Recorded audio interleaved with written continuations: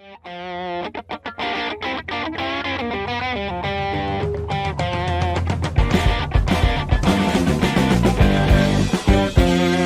afternoon, everybody. Welcome to your Thursday edition of the Trader Merlin Show. Good to see Daryl out in hot Atlanta. I'm over here in, I don't know what we would call this, middle temperature niceness, California. But anyway, good afternoon, everybody. Good to see you, Les, Glenn. We got Skilled Stocksman, Tomasini, Joachim from Kansas, one of our regulars. Actually, you're all our regulars. Your options merchant, Vernon, Liz, Katut, and I'm sure we'll have many others here joining us here shortly. So, as you guys saw from the graphic that I presented for today, we're going to talk about Apple's new bond offering and really which one's better. There's a lot of talk about government bonds and yields, etc., but I have this nice little graphic here. Who has the better bonds? It kind of is an open-ended question, and I know that many of you are thinking about buying bonds or using bonds in your portfolio to generate some income streams, which is critical and I think important from an investor's perspective. But, you know, when you have all these choices out there, why wouldn't I choose Apple bonds over something like U.S. government bonds? Well, that will be the focus for at least the opening discussion here, and then I'm going to shift into other questions that have come through, although there weren't that many questions. So guys, fire away questions if you have them and I'll get to them today. So let's look at why this was started. This was a question from Spencer. It says, can you talk about Apple bonds? Why would one buy them? So to understand, you look at your risk-free rate with bonds, and generally that's going to be viewed as government bonds, right? Because the government's not going to default, right? There's no way. The government's fine. It's good. Just buy those bonds and they will pay you a yield.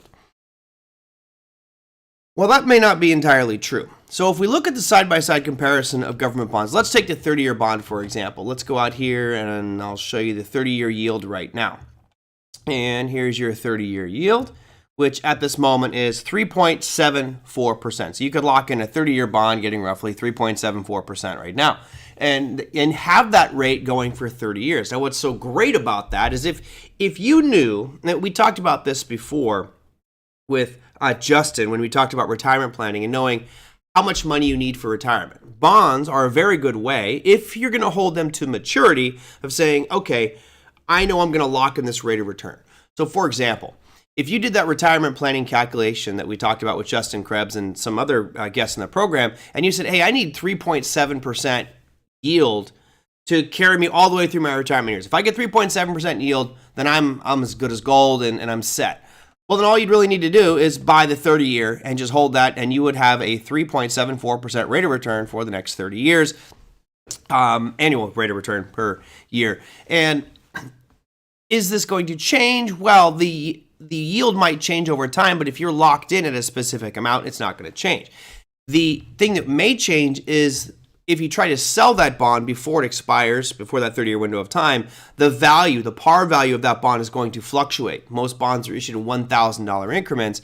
However, if 10 years down the road, new 30-year bonds are paying 6%, well, the value of your bond is going to decline significantly because why would somebody buy a bond at 3.7% when they could buy it at 6%? So if you're holding to maturity, bonds are great. So here's your 30-year with 3.741% yield, okay? And there's other maturities out there. We talked about the 10-year, which is 3.38 right now, so slightly better to commit your money for an extra 20 years. So what did Apple do? Well, as we all know, Apple made some nice announcement recently. They said they're going to be doing a $90 billion share buyback, which I am totally opposed to. I'm not an Apple shareholder, so I won't benefit from this. But Apple companies buying back shares, in my opinion, is absolute manipulation of price because it removes those ones from circulation, and then all the metrics for earnings and everything changes. It is an absolute way to manipulate your bottom line. It's just buy back shares, and all of a sudden earnings change and all that stuff changes.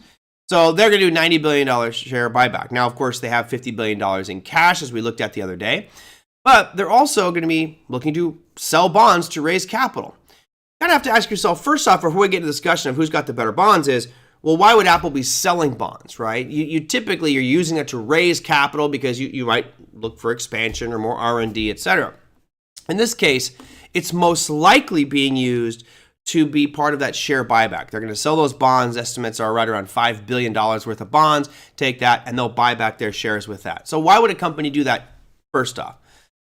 Well, we've had this discussion a few times in the past where if you look at a company, they will say, I'm going to pay a dividend or I'm going to keep the money I would pay you. But for those who may not know, a dividend is simply where they take some of their earnings and they pay it out to shareholders. So if you own shares of Apple, I believe right now you're getting 23 cents per share.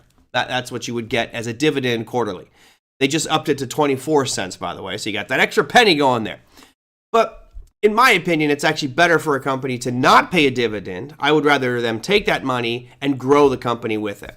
So Apple, if you look at their financial statements, if they have three main segments of their product business, which is number one, their iPhone, they saw the iPhone revenue increase 1.5% in the last quarter. That's great. That was real positive news. But they saw a decline in MacBook sales. So the Mac sales are declining, and so are iPad sales are declining. So while it looks great from the iPad or iPhone perspective, the other two segments there are declining. Now, of course, there's many other segments to Apple, but I just wanted to go to the hardware side of it. So what could Apple do with that $5 billion? They could go and do R&D, et cetera, but they don't need to because they have so much money already. So instead of taking the current capital they have, which is 51, and just buying shares outright, they're trying to lower that cost a little bit. And their belief is that by issuing bonds that will get somewhere around 4 to 5% yield for the investor, so if you decide to buy those bonds, you might get 4 to 5% yield. We'll talk about that in a second. They feel that's a better use of their capital because they can take that bond, sell it to you for, let's say, 4.5% for 30 years. They know they're locking in at 4.5% for the next 30 years, and they'll take that money and buy back shares, which will drive up their share price at a rate that's better than 4.5% over the next 30 years. That's the whole goal, is to take that capital and grow your business at a faster rate. So Apple says they're going to issue several different types of bonds, anywhere between a 2-year maturity and a 30-year maturity. So they're going to go long-term as well. And the estimates are that it's going to be about 1.3% higher than it would be for a 30-year government bond. So if we looked out there back to our 30-year, here's our 30-year. And right now you're at 1.74%. They're expecting it to be right around 1.3% more, which means a 5% yield. So going back to Spencer's question here, which is a great one, why would you buy Apple's bonds? Well, the first and foremost is you're going to get a better yield. You're getting 5%. But remember, with higher interest or higher rates of return come higher risk. Now, here's where the discussion gets rather interesting with who has the better bonds, Apple or the U.S. government. Historically, we look at the U.S. government and say, there's no risk there, right? The government's not going to default, so government bonds will be the safest. Park your money there, 30 years, 3.7%. However, with the political grandstanding that's going on by both parties, the Democrats and the Republicans, it seems like now we're getting to that point where they may actually keep on pushing, and there could potentially be a default. Donald Trump was tweeting out, or whatever social media channel he was using, saying Republicans should default. Right? Play hardball. If the Democrats aren't going to make the cuts, hey, we'll just default. While that sounds great in principle, the damage from a default of the U.S. government would be catastrophic. I think that would be just one of the worst things you could possibly do. So let's come to some concession and make an agreement, but hey, I'm not a politician. So the reason I bring that up is we buy those government bonds, the 30 years, the 2 years, the 10 years, whatever time frame it is, because we have that quote-unquote risk-free rate. The government's not going to default. And now it's actually a very real possibility that that the U.S. government may default on those loans, which means their credit rating would be downgraded, and that could create havoc and for those specific bonds. So initially, you would say buy government bonds because they're safer. Let you guys type in a chat. Yeah, I agree with you, Ricardo. I personally don't think they're going to default. It would be stupidity to default. The world looks to the U.S. as a financial stability powerhouse, and if we default, we look really, really dumb. So you guys type in a chat. Actually, maybe I can do a poll. Just type in a chat. It makes it easier so I don't have to type these things in.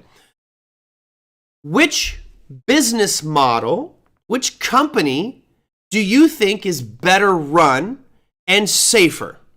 The U.S. government or Apple?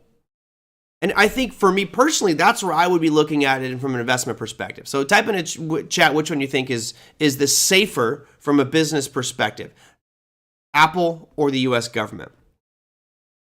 So when I look at these two, typically if I want to avoid the risk, I would go with government.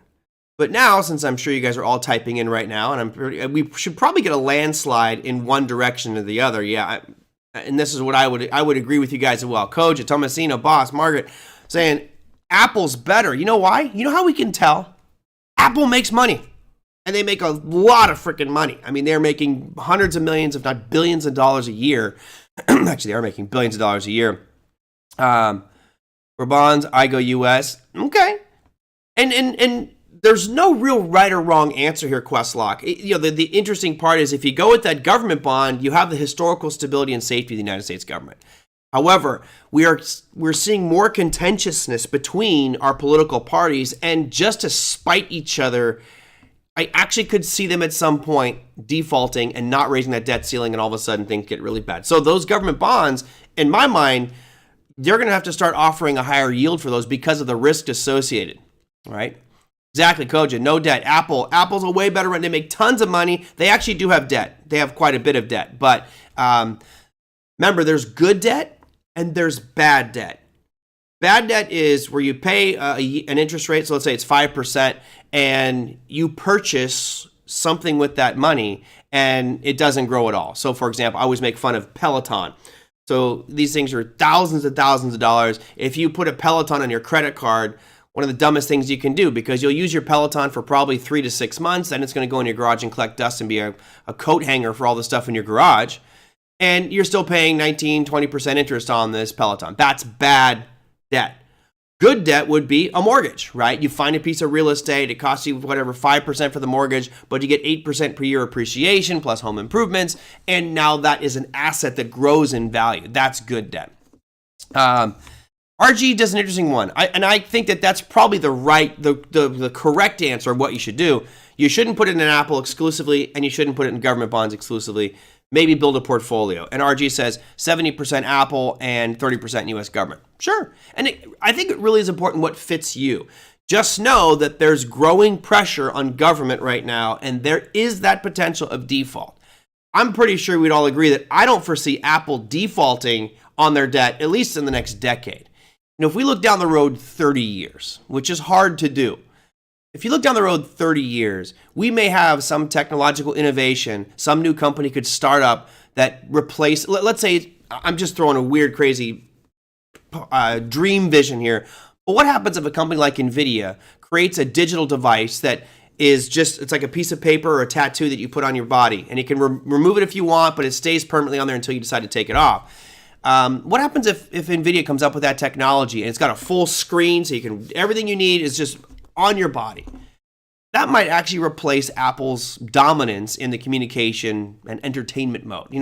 I'm just saying something could come out in the next 30 years. I don't know. I don't think it's going to happen in the next 10, but in 30 years, we might see something change that could put Apple in question, right? Typical business models. You get this nice growth phase, it plateaus, and then all of a sudden it's the slow death of a company. At this point, Apple's done a great job of staying in the forefront. So I actually think that their bonds would probably be pretty good. That's what they said about GM 20 years ago. And they've had their ups and downs, right? GM has certainly had their struggles, but they've managed to get a footing, I guess. But you just never know. And that's why I think having diversification there is important. So let's go to one other piece here. There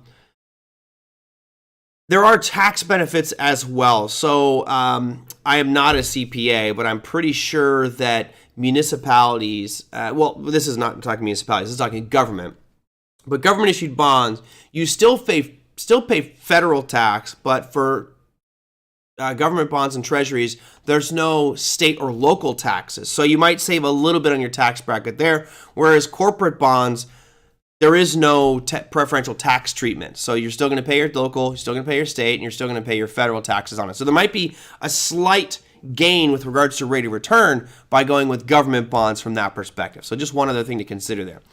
So what else was I going to, you look at, again, we were talking about Apple on how strong they are.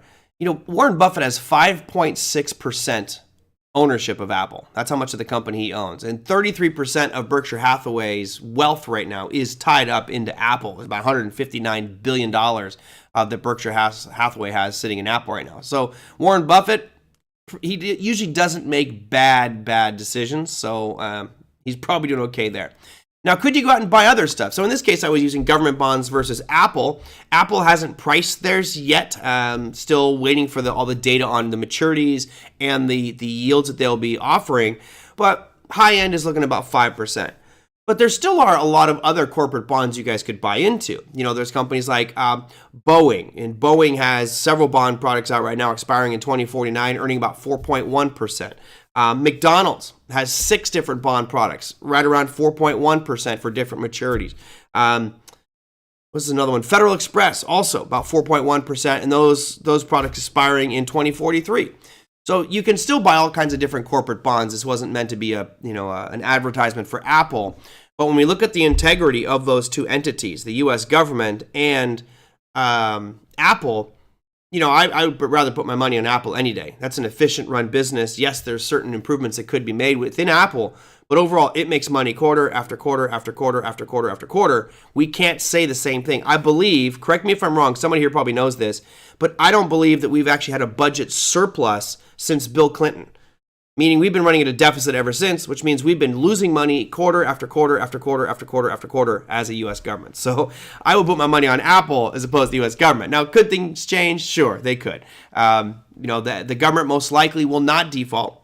They'll come to some agreement, kick the can down the road, and they will probably just continue to print more and more money and therefore issuing more and more bonds to help fund the government. But again, that would prevent them defaulting if they continue to print more and more money.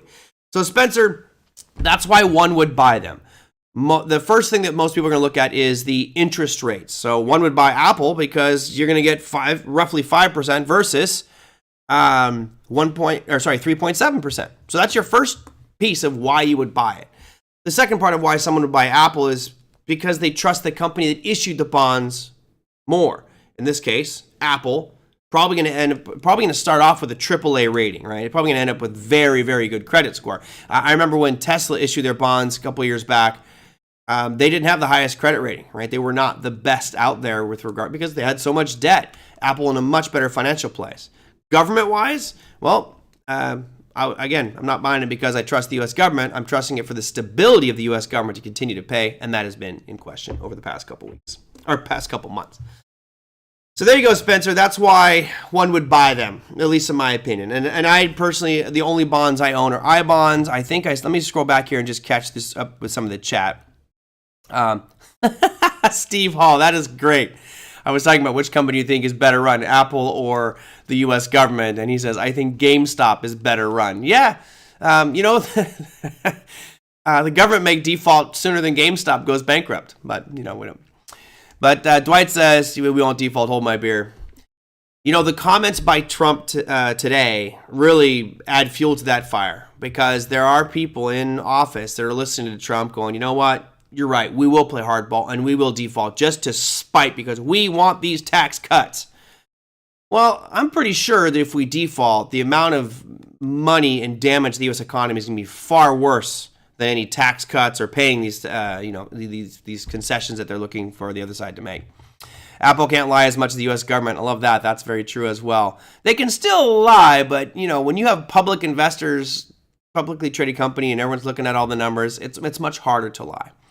Apple's a no-brainer. They have accountability. Yep, Apple can't lie. Let's see. Sure, Apple makes money, but they could go to zero like everyone else. Correct, Questlock, and that's what I was bringing up. There is a business cycle that they teach you in basic economics and finance, which is, again, there's I forget, it's like 5 stages, but you got infancy stage, you got the high growth phase, you have the plateau where things become a mature company, and then that slow death. And I think a lot of companies in at least in my era have done differently. It used to be you had General Motors, which just did cars. It used to be you just had, companies that did one thing. Now you look at somebody like Facebook, look at somebody like Apple. They're no longer one-dimensional companies. So I think that the traditional growth curve for companies has been modified.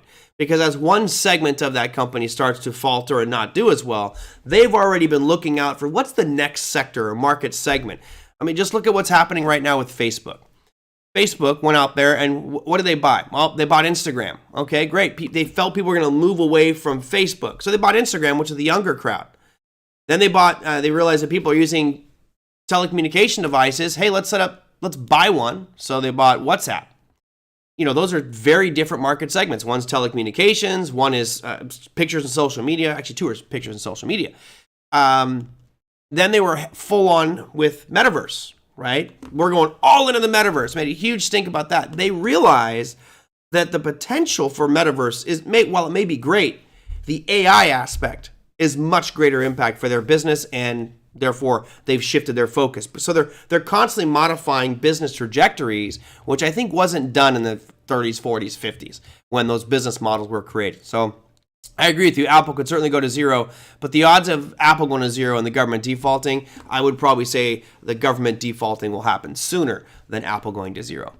How much debt will we default on? Not all, but I don't know. I don't know how that's all going to pan out, Margaret. Initially, what will happen is it's going to immediately go to the public works, right? So the parks and all that stuff's they're not going to get paid. And then the question is, when do we stop making payments, and on which maturities, which debt? I don't know how that all would transpire. But certainly, as soon as the defaulted, anything they issue from that point on is going to have to be a much higher yield, right? So let's say, for example, we looked at this 30-year bond right here. And I locked in 3.7%.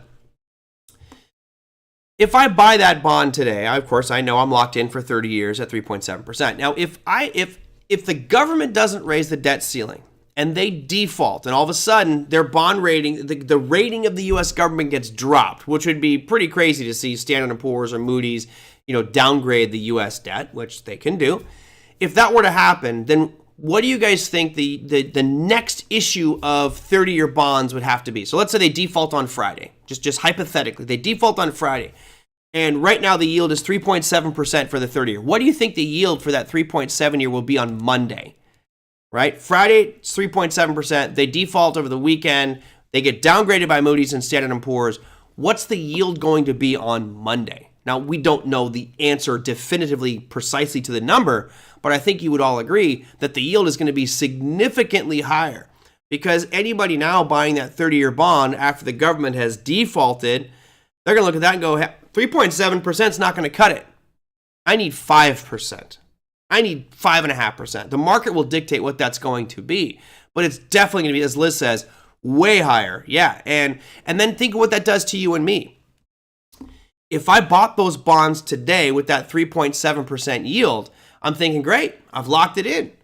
But as soon as that announcement were to happen, if it happens, on Monday, and that new yield pops up at, let's say, 5%, so it jumps 1.3% based off of the debt ceiling not being raised and the default, the bonds that I own at 3.7%, the value is no longer worth $1,000. It's going to plummet. That bond might be worth $600, $700, $800 face value, because someone could buy the new bond at a much higher rate. So there could be a lot of really crazy pieces that happen from here. So I'm not really going to be messing with government bonds. I do own some right now. I own I-bonds, which, I'll leave that in there for another couple years till I get past the penalty phase and then move on from there. But I probably won't be buying any more.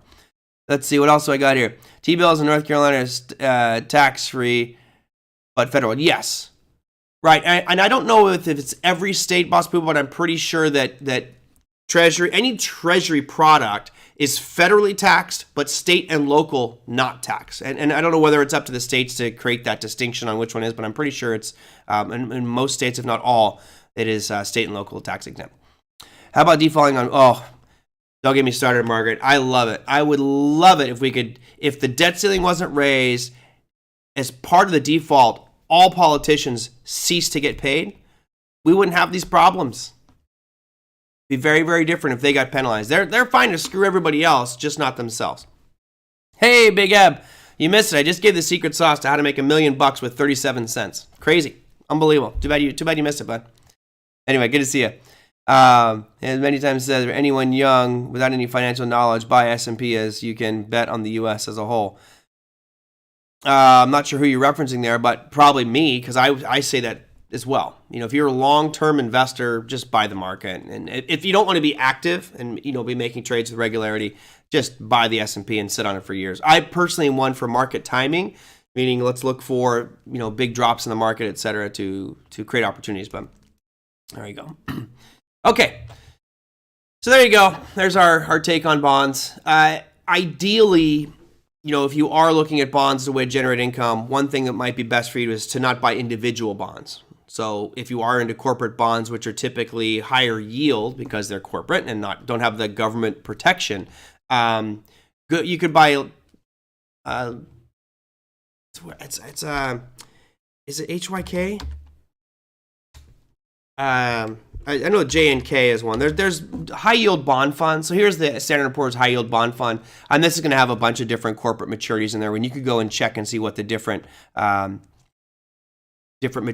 companies that are represented in there. But I certainly think diversification is an important part of all portfolios, even with bonds, just to spread around some of that risk, especially if you're dealing with corporate bonds and junk. There you go. All right, let's see. Why would a trader who knows anything put money in bonds? There are so many better ways, from Merlin's 1% plan, rubber duckies, crypto. You know why, Tom? You know the answer to this. You know the answer to this. The answer is because it's what they've been told to do. The old thing, I remember from my financial planning days when I went to work for this financial planner, one of the big things was there's a cookie cutter approach to it, which is you take your age and you subtract that from 100. And that number is the percent of your portfolio that should be in stocks. The other part is in bonds. So, for example, I'll use me. You take 100. You subtract your age, which is 30. So I take away my age, which is 30, which means I should be 70% in stocks and 30% in bonds. It's just part of the formula. All right, so I'm not 30. I'm actually 33. Well, we won't. You guys all know my real age anyway. We won't go there. But I think most people know or don't know those options or choices that you mentioned, Tom. I mean, you guys do because you're traders, you're active, you understand that there's different investment vehicles to help you generate, 3.7% rates of return. Even if you took my 1% strategy and you made it the 1/4 of 1% strategy, you would still beat the 30-year. And, to take 1/4% risk on that 1% strategy, I mean, that's almost risk-free. Almost risk-free. So, yeah, again, Tom, the answer is people are just taught differently, right? People are, Merlin said to invest 37 cents in Apple bonds. Yep, $1 trillion. Easy money. No problem. Yeah, no, what you could do is if you want to take 37 cents and turn it into $1 trillion, you buy one of these meme coins that are going around right now. I'm kidding. Don't buy any meme coins. Don't fall for that stuff. It's kind of fun. Thanks, Koja. Yeah, I'm a little bit gray with receding hairline for 33, but it's funny. I just put the finishing touches on the video for bar chart. They're reviewing it, and hopefully that video for them for Bitcoin will be released. But you guys, in how much rate of return, and I doubt anybody will get this right, but maybe you will, and it'll be kind of funny. Just to make everybody's head drop or explode. If you go from October 12th of 2009 to November of 2013, what was the rate of return for Bitcoin? Just going from October 12th to, I think it was like November 12th or 13th. So you have 4 years. A 4-year window. What was the rate of return overall for that 4-year window of time for Bitcoin from October 12th of 2009 to 2013? What do you guys think it is? This is going to blow your mind. I'll just waiting for people to type it in here because everyone's going to have guesses, and it's like, are you kidding me? Mind-boggling. I will tell you this. If I purchased, I think it was $1,000 worth of Bitcoin back in October of 2009, it would be worth, I believe, $38 billion. No, Thomasina. That was the price of, there you go. Pretty close. It was almost a gazillion. It was 117,467%. I mean, unbelievable to think that there's people out there that just, bought $5 worth. Even if you bought $1 worth of Bitcoin, I think it'd be worth $3.8 million. $1 worth. Yeah. Crazy. It is really unbelievable. I have a really cool graphic that shows it. It's mind-boggling. But again, I'll wait for the video to come out. But Yeah, those types of opportunities don't come along too often. That was one that really just is just jaw dropping. It was trading at 0.0009 cents per share in October of 2009. And really, there was no exchanges for Bitcoin at that moment, right? Basically, the way that it worked would be like something like this. I'd get on a chat board with you guys and say, "Hey, anybody want to buy some?" And someone's like, "Yeah, I'll buy 3 million of them for $5." Okay, boom, and that was a recorded transaction that now gave us that point. Yeah, you and me both. It's funny. Somebody asked me, said, "If you could go back to 2009 and do one thing, what would it be?" And I was like, buy $1,000 worth of Bitcoin. I don't even need to be greedy and say 10,000. Just $1,000, even $100 worth of Bitcoin, you'd be a multimillionaire 1,000 times over. Crazy. Anyway, we won't dwell on Bitcoin. Let's go to something else. We talk about gold. Let's talk about silver. So Scott asked me, what happened to silver today? Yeah, silver got its teeth kicked in today, a large part largely due to the U.S. dollar. So we talked about the dollar the other day having an impact on the markets. Well, you had a pretty steep jump today in the U.S. dollar. Here it is for y'all at home. I didn't forget the chart this time.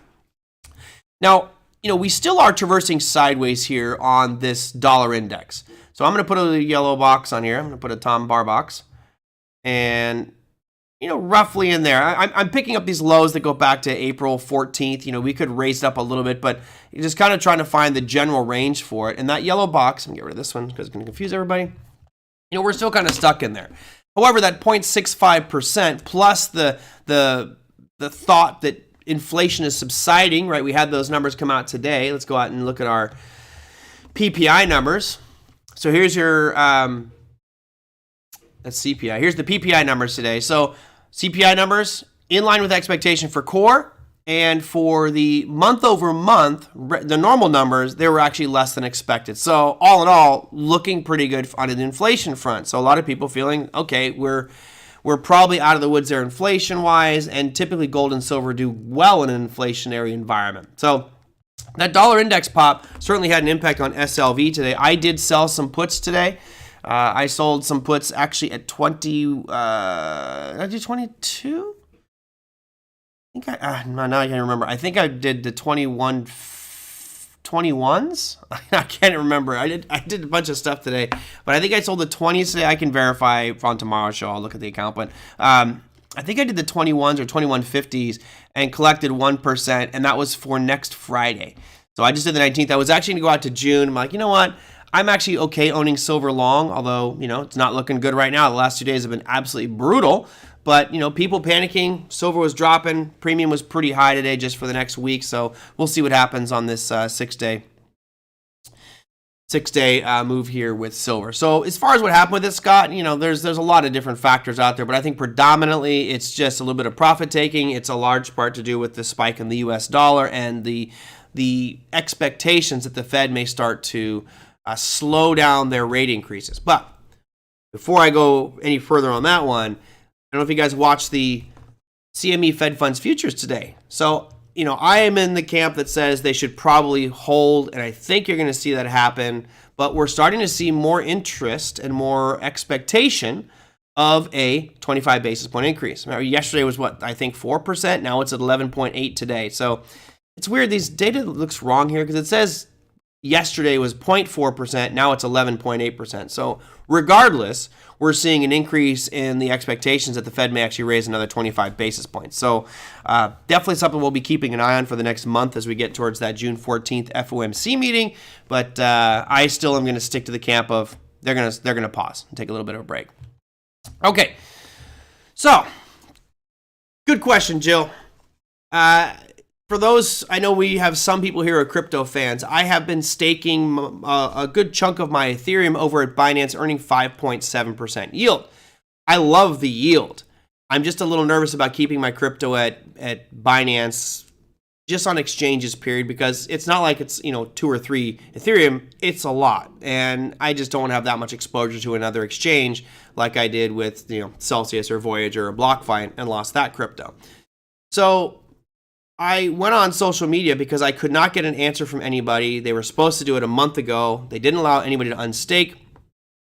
And I went to social media, which many of you know is probably the best way to get things resolved. And I just started asking them, is this a rug pull? I mean, is this a scam just like FTX? I mean, is Binance? Immediately, Binance support responded, said, no, you're fine. We're going to do it in mid-May, will be when we allow people to unstake. So they actually, yesterday, without any prompting from me, responded to my tweet, my initial tweet where I slammed them on Twitter, and they said, just so you know, you can now unstake your Ethereum. And I thought, that's actually pretty professional, right, to let me know that. Anyway, I went to Binance to unstake my Ethereum. I said, okay, just before I do that, let me just check out a couple things. So for many of you who are staking cryptocurrencies right now, there is an unbonding period typically, meaning that once you stake your crypto and you say unstake, there's a window of time that your currency is locked in there, your crypto is locked in. So again, Polkadot's 28 days, Cosmos is 21, Solana is 2 to 4 days, Cardano is no lockup period, and we didn't know what the unlock period would be for Ethereum. I'm going to find out it's 6 days. So now if I want to, I have to hit that button and wait 6 days. Now, Jill, because you're in the CIL, you're probably a little bit more in tune with this one. But the issue for me was this. Before I unstaked my Ethereum from Binance, I wanted to dive into my ledger, which is this bad boy here, my little nano ledger where I plan on keeping all my crypto because I want to custody it myself. And I started looking for ways I could earn yield on my ledger. Right now, there's only one way with the ledger, and that's using a second-party app or third-party app called Kiln. And Kiln will only make you 5.4% yield. So I'm stuck right now, Jill. I'm in this perplexed position of, do I take all of my Ethereum out of Binance, move it to my ledger, and make less yield and still use a third-party app, even though it's on my ledger? I don't know. That's a tough one. I'm not quite sure if I want to do that yet. The other part here is if you want to stake using Kiln, you have to have 32 Ethereum. So that's, looking at close to $30,000 worth of Ethereum. A lot of people don't have that. So that's another consideration. So to answer your question, I have not unstaked my Ethereum. I was just about to pull the trigger, but I spent a couple hours last night playing around with different ways to potentially stake. And I realized that it's actually going to be more cumbersome for me to stake through my ledger because I have to use a third-party app, as well as I make less yield. So I'm not 100% sure what I'm going to do here, Jill. For now, I'm leaving it at Binance just because 5.7% is great. If I can get an equal rate of return on my ledger using some other app, then I'll do that. I may actually start revisiting the discussion of becoming my own validator and starting all that effort myself and maybe making 6 or 7% yield. So long-winded answer. I did not unstake. Can you buy insurance on something like this staking stuff? So it's kind of weird. So there are, you're not going to get anything like that from Progressive or Allstate, right? Obviously. There are different decentralized protocols that do offer insurance on crypto. Now, I'm not too familiar with how they all work, but you can go get insurance on crypto by using, I think, like Nexus Capital or Nexus. I think Nexus is one of the big ones out there that you can get insurance on your crypto. Now, do they specifically insure crypto that's staked on Binance? That I don't know. But I have a feeling that you will be able to get some sort of insurance on your position. So, Jill, you unstaked it. Yeah, I guess the question is, where are you going to put it now, right? If you have over 32, you can go to the ledger and start earning through Kiln. I know kiln sounds interesting, like it's baking. You bake something in a kiln, but I don't want to have anything with the word kill in it. It just makes me feel subconsciously negative about it. But yeah, let me know what you end up doing with that one, Jill. The 5.7% is very attractive. I just wish I had control of my private keys. But getting on my ledger, I don't know, 5.4%, is it worth it? Might be. But I'll look at doing running my own validator node. I looked at it before. It would have cost me about $2,000 to get the right equipment and computer. But if I can earn 6% or 7%, then maybe I'll do that. But we will wait and see. Okay, let's go and look and see what's happening. Actually, we didn't even look at the markets. Let me real quickly take a peek here and see what's going on. You're doing it through Lido? Okay. Yeah, I think Lido does give you 5.7% or 5.6%, but I have not done anything with Lido yet either.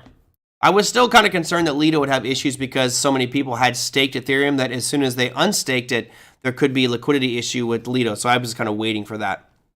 Yeah, with Lido, you can do it with any amount, right? And then you get to your staked ETH with it. But, they had, I forgot what percentage, but a large part of what was staked with Ethereum before the merge and the Shanghai upgrade was at Lido. So if all of a sudden there was a run on it, the question is, would something happen to Lido? That was my big question mark, and Lido has managed to remain stable. So it appeased my fears there. Let's run through my top 7 markets, or our top 7 markets. I'm getting all possessive over here. Starting at the bottom, Bitcoin. So Bitcoin is getting very close to this line in the sand we talked about. 26,666 is kind of that point that I'm looking at. We are pretty much there. 26,845 as we speak. The low is 810. So not looking good for Bitcoin here over the past couple of days. But in my opinion, if we stay above this 26, we should be okay. But it does starting to look a little bit nerve-wracking there. It's down 3.35% today. Crude oil down 2.33%. So I was anticipating it rallying back up to the 76 mark, right? Keeping that momentum from this big bounce. Nope. Starting to roll over here for crude oil. We were down 2.33% to $70.87. Supply cuts apparently not helping. Russell 2000 is your 5th place, down 0.86% as we speak, but technically you guys see 4 days in a row of really not much exciting, so we'll move on from there. Gold selling off just as silver did, although the decline in gold was nowhere near as severe as silver's. Gold is only down 0.81%, closing at 2020, so still holding above that 2000 mark, which is the my psychological level, but the 1990 is really your technical analysis level. All right, podium time. Bronze medal goes to the Dow, but who cares? Does anybody here really trade the Dow? 0.69% slide to 33,371. S&P slightly down, just 0.2%. You can see, again, 4 days of just snooze fest for the S&P. And your winner for the day is the NASDAQ 100. I really thought we'd see it just have hesitation at this overhead highs and break down. Has not. And now it looks like it's just going to keep on trucking to that overhead yellow box, which for those who want to know the numbers, looking about 13,630 would be as we start to enter that supply zone on the NASDAQ 100. So looking pretty good. Sure, Apple's buybacks, etc., have been helping fuel that rally, but NASDAQ is your definite winner. We talked about the dollar index as well. Even though it's a 0.64% gain today, still nothing exciting. We are still in a sideways range on this one, even though it jumped from the bottom to the top. That's pretty much it. And that's it for today. I think I had the yield curve on here, but not much has happened with this yield curve. It's kind of been stuck at about 50 basis points, so we'll just move on from there. All right, that's going to do it for me for today. What time is it? We're wrapping up early? No, we're right on time. So careful with those bonds out there. I guess when Apple finally does issue these things, I'll look at it and see what happened with Apple and what those maturities look like. But, it might be an option for people out there who are feeling comfortable buying bonds or looking to buy bonds to generate some income streams, particularly during retirement. Big Eb says Google. Yeah, you had a nice pop out there. It's interesting. It happened later.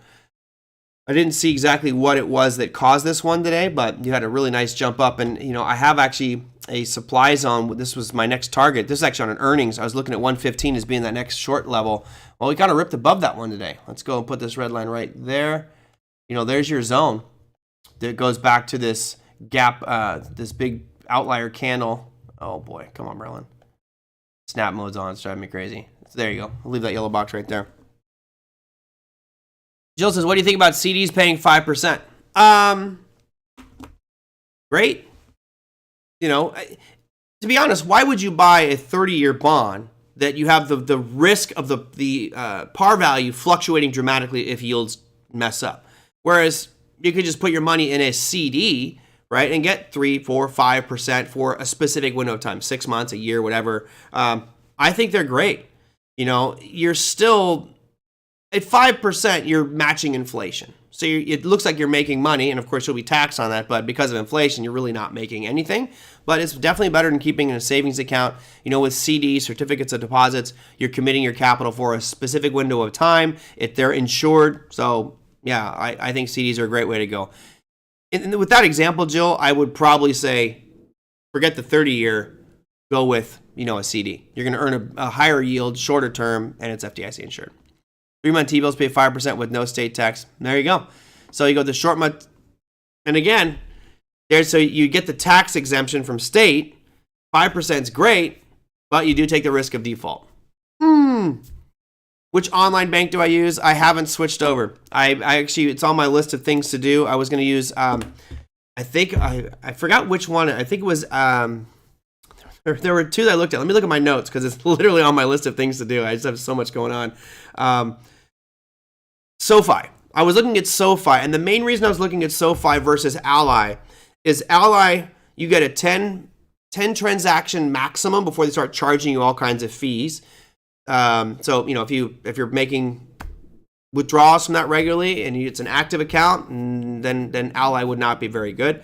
The rate of return was actually better at SoFi, especially if you hooked up direct deposit. And not only that, but SoFi was paying you on your savings, and I think it was 4.25%, but also paying 1.25% for your checking account. That's huge. Most checking accounts you're getting nothing on. So that's the one I was looking at. I haven't pulled the trigger yet because I had to set up automatic payments, and that is just something I haven't gotten around to. But I really should. I'm glad you mentioned that because it's just going to remind me to do it because I have some money sitting in the bank that's just earning nothing, 0.01% interest at Chase. Gotta love Chase. All right, that's going to do it for me for today, everybody. Hope you enjoyed. Hope you learned something. Yay, Apple. Buy those shares, retire them, and change all your financial metrics. Their earnings per share is going to go up. Everything is going to change on Apple's numbers with these share buybacks. So keep that in mind as they roll into earnings season next time. Tomorrow's Friday, Whiskey Friday for me. It will definitely be a fun. I'm looking forward to it because the Warriors are going to be playing tomorrow. Any Lakers fans out there that want to wager, let me know. Email me with a wager. I'll be happy to take a wager here. I think that the cockiness of Grandpa LeBron James is going to get smoked on Friday. I know it's in LA, but the Warriors, they were down 3-0 against Sacramento, who was a way better team than Los Angeles Lakers, and the Warriors beat them shockingly. So this will be really interesting to see what happens on Friday. I love playoffs. I'm not a really huge basketball fan regularly. I'm a Warriors fan, but I love playoff sports. You got playoff hockey, playoff basketball. Love it. I don't love Apple. I definitely don't. Yes, I can't say I hate him. I dislike LeBron. I think he's the biggest flopper, the biggest crybaby. Out of his record-setting points, how many of those came off of free throws from him flopping? Anyway, I'm with you, Thomasina, just to see LeBron lose. All right, everybody, I will stop hating on the Lakers because all of a sudden I'm going to see my subscribers drop as people are just dumping him. Koja, I know nothing about that one. I will look at that on tomorrow's show. British American Tobacco's dividends. No clue. Never even looked at British American Tobacco because I don't smoke, but I'll check that one out. Anyway, thank you guys so much. If you have comments, questions, feedback, if you would, Koja, email me just to remind me. Send them over to TraderMerlin@gmail.com or put them down below any of the YouTube videos. I will check that one out. That said, thank you guys so much. I will see you for Friday's show with a frosty beverage going into a great weekend. Take care, everybody. See you tomorrow.